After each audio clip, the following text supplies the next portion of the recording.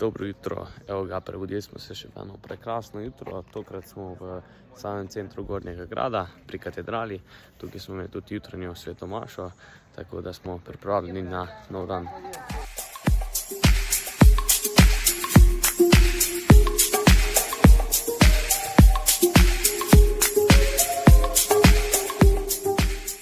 Takole mi zdaj zapuščamo župnišče, tukaj ki smo stanovali.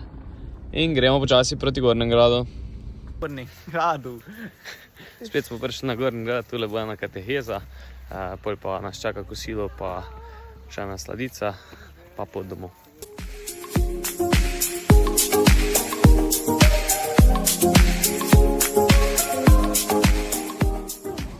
Zdaj smo pa pri Prodniku, smo se šli pa mečke nokce namočiti, Anže je celo noter skočil.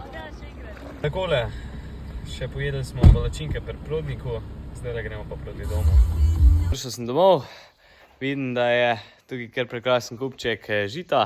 Potekala namreč žetev včeraj pri nas, tako da se je v bistvu pospravilo vse, kar se tiče tritikale, pa tudi krvni grah smo pospravili. Zdaj nas pa čaka nekaj baliranja za usluge. Jutri baliramo vso našo slamo, v petek pa spet naprej za usluge, tako da zdaj te dni sem ukvarjal še z baliranjem, pol pa naprej.